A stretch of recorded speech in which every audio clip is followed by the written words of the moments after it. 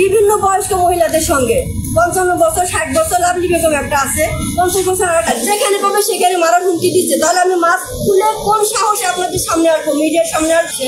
আমার উদ্দেশ্য ছিল বা আমার একটাই কথা ছিল, সেটা হচ্ছে আমি বলেছি, বারবার বলেছি, শুরু থেকে শেষ পর্যন্ত সে আমাকে জীবন নাশের হুমকি দিচ্ছে, সে আমাকে মেরে ফেলতে চাচ্ছে, সেই হুমকি দিচ্ছে। এই একটা মাত্র কমপ্লেন নিয়ে আমি এখানে আসছি, এর বাইরে আমি কোনো কমপ্লেন করিনি।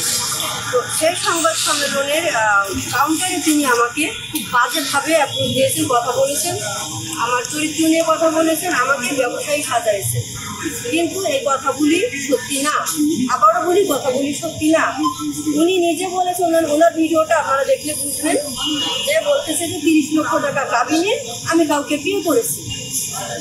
পাশাপাশি সেই কাবিন দেখে উনি বলতেছে এই কাবিনটা ভুয়া। How is possible? একটা কাবিন যদি সে দেখাচ্ছে, আবার তার মুখে এসে বলতেছে এটা সে ভুয়া কাবিন। আবার তার একটা সিঙ্গেল ছবি দেখা বলতেছে কোন একটা পুরুষ মানুষের, সেই ছবিটা তাকে আমি বিয়ে করছি। এই যে কথাগুলি সে বলতেছে পুরোটাই তো মিথ্যে কথা। আমি তাকে কমপ্লেন করেছি যে সে আমার জীবন নাশের হুমকি দিচ্ছে, আমি সে প্রমাণটা এখন দিব। আমি একটা কল রেকর্ড শোনাবো। পাশাপাশি সে বিভিন্ন লোকজন, তার বন্ধু বান্ধব, আমার পিছনে যারা আরো থেকে ছিল, তারা আমার বিভিন্নভাবে হাঁটতে চলতে, আমার যাওয়া আসার পথে, আমার বাসায়, আমাকে চাকরিচ্যুত অলরেডি করা হয়েছে, আমি আমার আগে চাকরিটা করতে পারি না। ফয়সাল রেজা আমার অফিসে কমপ্লেন করেছে, আমি এখন সে আমার চাকরিটাই নাই, আমি চলবো কিভাবে? পাশাপাশি তার বন্ধু বান্ধব মিলে আমাকে হুমকি দিচ্ছে সরাসরি, এবং ফেসবুকে কিছুক্ষণ আগেও এখন তারই একটা বন্ধু আমাকে অকথ্য ভাষায় গালিগালাজ করলো, আমি আপনাকে সে ফুটেজটা দিব। এবং আমার কাছে যে কল রেকর্ডটা আছে, ফয়সাল রেজা আমাকে যে খুন করার জন্য যে হুমকিটা দিচ্ছে, আমি একটু রেকর্ডটা শোনাই, প্লিজ আপনারা একটু শুনেন।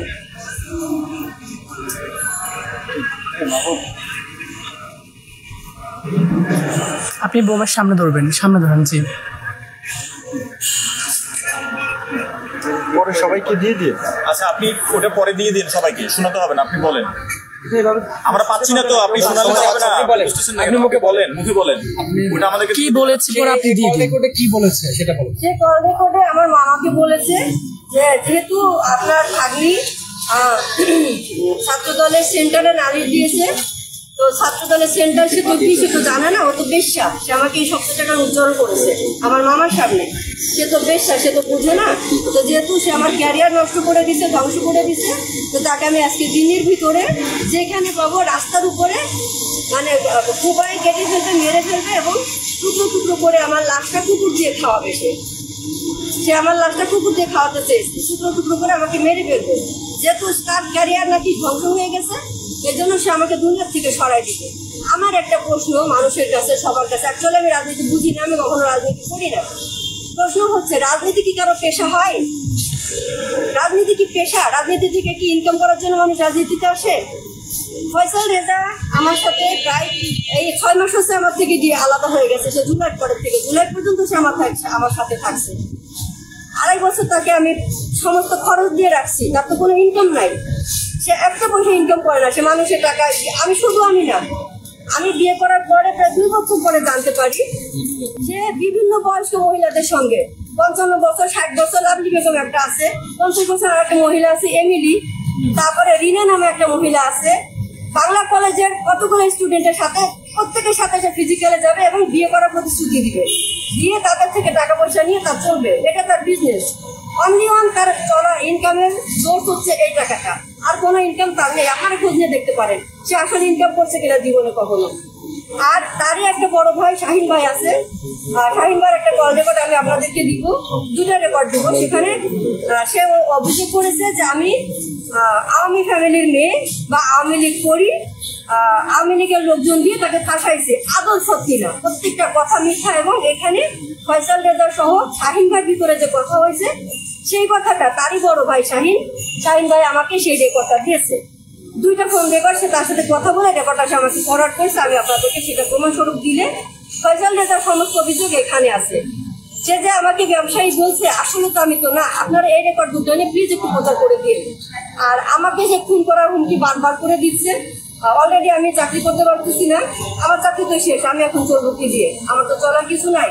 তো একটা মানুষ কতটা নিকৃষ্ট নির্মম হলে এতটা মিথ্যে কথা সে বলতে পারে একটা মেয়ে মানুষের নামে, একটা মেয়ের নামে কিভাবে বলতে পারে যে মানুষটা তার দুঃসময় তার পাশে ছিল। শুধু সে তো একা না, তার মা, তার ভাই, তার বোন, পুরো ফ্যামিলি এখানে ইনভলভ। প্রত্যেকটা মানুষ আমার সাথে এখানে চালাকি করেছে। সে বলতেছে সে ফয়সাল রেজা আর মাসুদুজ্জামান প্রামাণিক নামে বাংলা কলেজের আরেকজন সদস্য তার কমিটির, সে অভিযোগ করেছে যে আমি বিএনপির নামে বদনাম করেছি, সেদিন ছাত্র দলের সেন্টারের নামে বদনাম করেছি, ছাত্র দলের নামে বদনাম করেছি। আসলে কি আমি কারো নাম সেদিন নিয়েছি?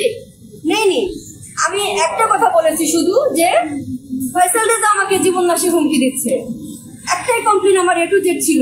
আমি সেখানে বলেছি, আমি যখন ছাত্র দলের সেন্টারে সেন্টার সভাপতি রাকিব ভাইয়ের কাছে নালিশ দিয়েছি, রাকিব ভাই তো আমার ট্রিপ শেষ করার আগেই সে স্টেপ নিয়ে নিয়েছে, তাকে পরিষ্কার করছে দল থেকে। বা আমি যাদের বিএনপি সিনিয়রদের সঙ্গে আমি যখন কথা বলেছি, রুল Kabir Rizvi sir, doctor Zahid sir, তারা সাথে সাথে আমাকে আশ্বস্ত করেছে যে বাবা আমরা এটা দেখতেছি, তুমি ওয়ারিড হয়ে না। এবং তারা এটাও বলেছে যে আমাদের ভাইস প্রেসিডেন্ট জনাব তারেক রহমান উনি বারবার বলেছে যে কোনো দুষ্কৃতিকারী দলে আমাদের দলে ঠাঁই পাবে না।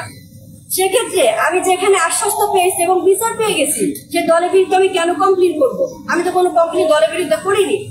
আরেকটা কথা সে উল্লেখ করেছে, তার এলাকার সিরাজুল মুন্সি, জাহিদ মামা, তারপরে ইয়াদ কাকা, ওরই গ্রামে গরিব বংশের বড় ভাই বেল্লাল মোল্লা আর অনু চেয়ারম্যান, ওর গ্রামের অনু চেয়ারম্যান, এই মানুষগুলোর নামে কমপ্লেন করেছে আমি নাকি টাকা দিয়ে তাদের ম্যানেজ করেছি। ইম্পসিবল। এই মানুষগুলা যখন আমার কথাগুলো শুনছে যে আমার থেকে টাকা পয়সা নিচ্ছে, 2 বছর সংসার করছে, সংসার করে সে চলে গেছে, আমার সাথে সংসার করবে না, তখন এই মানুষগুলা তাদের মনুষ্যত্বের কারণে আমার পাশে দাঁড়াইছে। তারা তো তারই ভাই ব্রাদার, তারই এলাকার ছেলে। ফজলুল ইসলাম খান বাবুল, বাংলাদেশ কৃষক দলের সভাপতি। বাবুল ভাই রাজনীতি তারা করে, বাবুল ভাই খুব কাছের লোক এবং তারা ভাইটাল পজিশনে আছে বিএনপি দেখার জন্য। এমনকি গত বছর বাবুল ভাই ফয়সাল রেজাকে ডেকে সেগুন বাগিচা ইস্টার্ন মেনশনে ডেকে একটা ল চেম্বারে ডেকে নিয়ে সবার সামনে ফয়সালকে ছাপাইছে ধরে, তুই কি আর কোনোদিন ভালো হবি না? তুই এত বেয়াদব কেন? এত কমপ্লেন তোর কাছে কেন আসে? সে আরেক লোকের 5 লক্ষ টাকা এরকম মেরে খেয়েছে, সবার সামনে বাবুল ভাই এটা করেছে। তো যেখানে বিএনপিতে কোনো অন্যায়ের প্রশ্রয় নেই এবং তারে কেউ প্রশ্রয় দেয় নাই, বাবুল ভাই হতে শুরু করে সিনিয়র কেউ তাদের প্রশ্রয় দেয় নাই, তাহলে আমি কেন বিএনপির বিরুদ্ধে কথা বলতে যাবো? আমি বলিনি। আমি কোনো দলের বিরুদ্ধে, কোনো ব্যক্তির বিরুদ্ধে, কোনো সিনিয়র বিরুদ্ধে কোনো অভিযোগ করিনি, আজও করতেছি না, আজও নেই। আমার অভিযোগ ফয়সাল রেজার বিরুদ্ধে। সে আমাকে খুন করার হুমকি দিচ্ছে এবং বারবার হুমকি দিচ্ছে। আমি রাস্তায় বেরোতে পারতেছি না, আমি একটা বাসা ভাড়া নিয়ে থাকতে পারতেছি না। আর সে যে অভিযোগগুলো করেছে আমার নামে সম্পূর্ণ মিথ্যা, বানোয়াট। আচ্ছা ঠিক আছে আপু, আমরা বুঝতে পেরেছি আপনি যেটা বলছেন। আপনি একটু বলেন যে এই যে আপনি যে অভিযোগগুলো দিচ্ছেন তার নামে, এই অভিযোগগুলোর ভিত্তি কি এবং আপনি তার বিরুদ্ধে কোনো মামলা করেছেন কিনা? আমি মামলা করিনি। আমি এখানে যে অভিযোগগুলো আসলে তার বিরুদ্ধে দিচ্ছি না, আমি সত্যিগুলো বলতেছি এবং আমি প্রত্যেকটা কথা প্রমাণ দিব। আমি এখন আপনাকে আমার এখানে কিছু ডকুমেন্ট দেখাই। তার সাথে আমার বিয়ে হয় হচ্ছে 28/3/2023 তারিখ। তারপরের থেকে আমরা একসাথে সংসার করি, একসাথে থাকি এবং ফয়সাল রেজা নিজের NID কার্ড দিয়ে বাসা ভাড়া নেয়। এখানে সে বাসা ভাড়ার স্টেটমেন্ট আছে, সে বাসার স্টেটমেন্ট আছে। আচ্ছা, তারপরে কি কারণে আমি জানি না, সে যখন চলে যাবে আমার থেকে, সে ডিসাইডেড অলরেডি, তখন সে আমাকে আমার অজান্তে সে ডিভোর্স দেয়। আমি জানি না ডিভোর্সটা পায় নাই, সে ডিভোর্সটা দিয়েছে 3/11/2024 সে ডিভোর্স দিয়েছে। ভালো কথা, ডিভোর্স দিয়েছে। এরপরে সে স্বেচ্ছায় আবার সে ডিভোর্স 1 মাস পরে উইথড্র করেছে। সেটার উদ্যোগ তারিখটা হচ্ছে 28/12 মেবি, ওদের গ্রোথ বন্ধ করে বোঝা যাচ্ছে না। সে 1 মাস পরে ডিভোর্সটা উইথড্র করে। উইথড্র করে সে আবার আমার কাছে আসে ডিসেম্বরে আসে। যখন তার বাংলা কলেজের কমিটি ঘোষণা হবে, তখন ফয়সাল রেজা আবার আমার কাছে আসে এবং বারবার করে রিকোয়েস্ট করতে থাকে যে আমি যদি সুপারিশ না করি বা আমি যদি দলের সাথে কথা না বলি, ও পদটা দিবে না। তো আমাকে সে ডিসেম্বরের 23 তারিখে সে 10-12 জন গুন্ডা পান্ডা, তারই বন্ধু বান্ধব, সে বলে বন্ধু বান্ধব ছোট ভাই, আসলে গুন্ডা পান্ডা নিয়ে বিকেলবেলা আমার বাসায় যে আমাকে জিম্মি করে, আমাকে মারধর করে, আমার ফোনটা পর্যন্ত সিজ করে, কাউকে ফোন দিতে পারি নাই। সে 2 ঘন্টা আমার উপর টর্চার করছে, মারধর করছে। বাধ্য করছে রাকিবের সাথে কথা বলতে আমাকে। ওকে নিয়ে আসছে কিচেন থেকে আমার গলায় বসে করে জমে করে দিল আমাকে। কেন? আমি কি অন্যায় করছি? আমি তাকে বিয়ে করছি, সংসার করতে চাইছি, এটাই কি অন্যায় হচ্ছে আমার? আর সে যে এতগুলা মেয়ে মানুষের জীবন নষ্ট করে বেড়াচ্ছে, আর তার সাথে বন্ধু বান্ধব গুলা আমার ফেসবুক আইডিতে, আমার হোয়াটসঅ্যাপে বিভিন্ন ভাবে গালিগালাজ করতেছে, আমাকে মেসেজ পাঠাচ্ছে। আর তারই বন্ধু বান্ধব আমাকে যেখানে পাবে সেখানে মারার হুমকি দিচ্ছে। তাহলে আমি মাছ খুলে কোন সাহসে আপনাদের সামনে আসবো, মিডিয়ার সামনে আসবো? আমি কিভাবে ফেস দেখাবো আপনারা বলেন? যেখানে আমার জীবনের নিশ্চয়তা নেই, যে আমার ফেস দেখাতে কেন বলতেছে? আমি তো চোর না যে আমি ফেস দেখাতে পারবো না, ডেফিনেটলি পারবো। তাহলে আমার জীবনের নিরাপত্তাটা কে দিবে? আপনি কি চাচ্ছেন সংক্ষেপে বলুন। আচ্ছা, আপনার কাছে একটা বিষয় জানতে চাইবো, সেটি হচ্ছে যে তিনি যেমনটি দাবি করছিলেন তাকে আপনি জোরপূর্বক বিয়ে করেছিলেন এবং জোরপূর্বক আপনি তাকে কক্সবাজার ঘুরতে নিয়ে গেছিলেন, এই বিষয়ে এটা তো সম্পূর্ণ মিথ্যা কথা। আপনারাই বুঝেন একটা মেয়ে কিভাবে একটা পুরুষ মানুষকে জোর করে কক্সবাজার নিয়ে যায়, একটা পুরুষকে কিভাবে জোর করে বিয়ে করে? কেউ পারবে কারো সাহস আছে আপনাকে টেনে এনে এখানে বিয়ে করে নিবে আপনি যদি কিছু না করেন? এটা কিভাবে সম্ভব? এখন থেকে আপনি